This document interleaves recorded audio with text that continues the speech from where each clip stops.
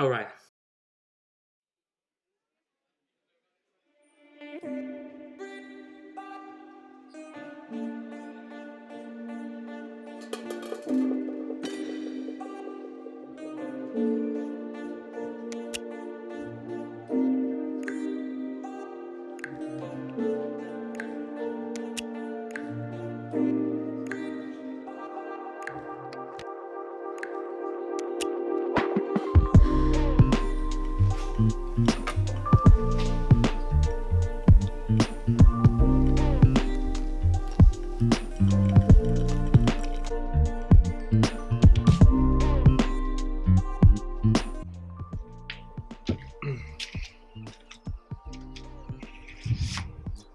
Good morning. Not a beautiful day here today. Alright. Before I start talking about all the things I'm gonna do in this video, please consider subscribe and comment on this channel. I'm just starting right now, so I'm really new on this YouTube thing. So please consider subscribing and support a small YouTuber.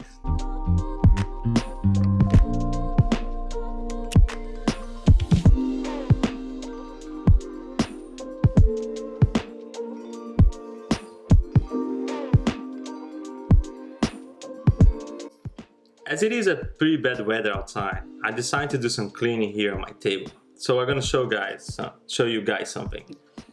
So this is my old notebook. I have this notebook since 2008 and it's been doing a pretty good job. I have done a lot of side projects there, and I decided to use this notebook as my development server to test everything before I send to production.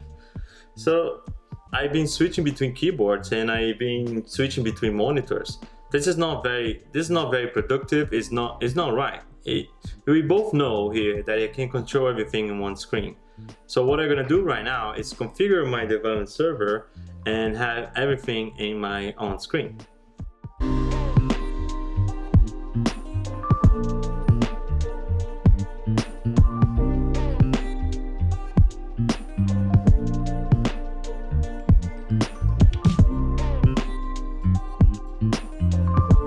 So as you guys can see now on my main screen, I could configure and connect my server with my main notebook. So I have two types of view now.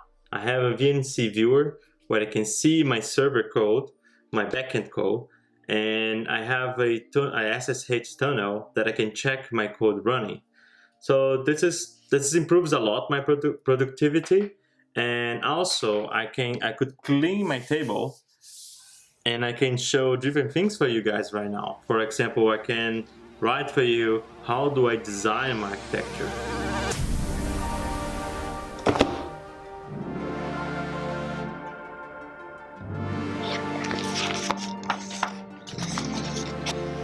Local.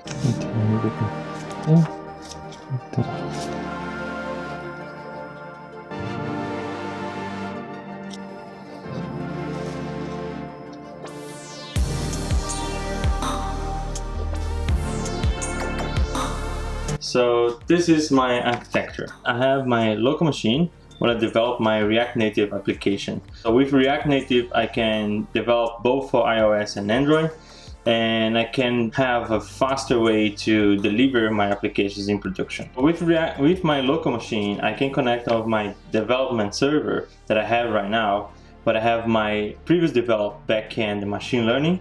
And here I have a small database that I can run this whole environment here separated. So this here is where I am mainly work and able to see if my application is gonna work well in a production mode.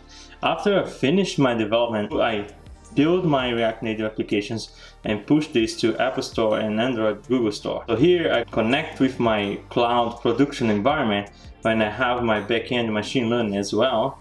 And these ones I connect them to a production database that is in a different cloud. The point here right now, I have to create a pre-production database because at the moment enable to have my React Native application working in a production mode, I connect them in my production database. This is not correct.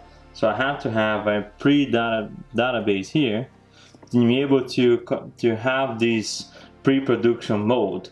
then I'm going to be able to understand and see if there is bugs or changes that I made that can impact really badly on production.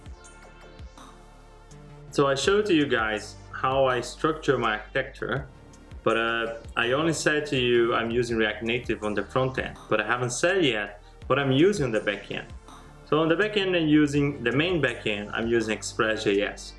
And I connect my Express.js with my front end using GraphQL. On my machine learning engine, I'm using TensorFlow. So TensorFlow I use to train and predict my model, and I connect my machine learning with my main backend engine. Both of these engines, they are separated by two different Docker containers. My database is a NoSQL database. I chose MongoDB because I'm working with MongoDB from the last 5 years.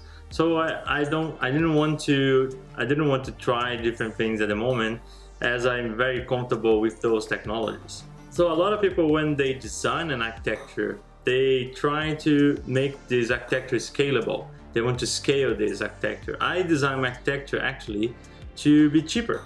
That's why I have my development server here at my place and only one production server on cloud.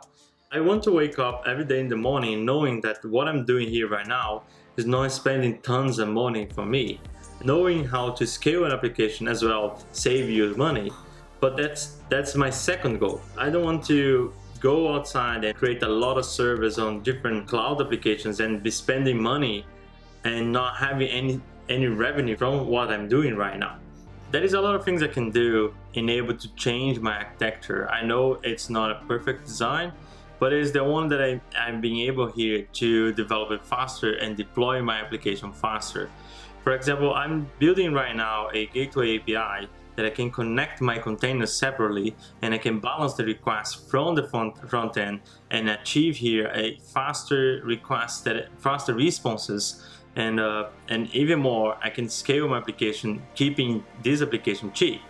So there is other things I can do as well. For example, I can create a second environment that I can call here pre-production environment, and I can copy all the production environment and I run my application there and test way before my changes in development goes to production. You can really criticize my architecture design down below, and I'm gonna be reading if you really want to share knowledge or really want to show me something that I'm missing out. You know, I'm a single person developing a single product, and it's the first time that I'm gonna put something in production. It's gonna be really soon. Also, if you want to test my application, I have a link down below. If you can look there or somewhere here, that you can assign yourself to be a beta tester of the application. I'm doing testing with other people. The application is doing well. So it's pretty much it, and I wait to see you next.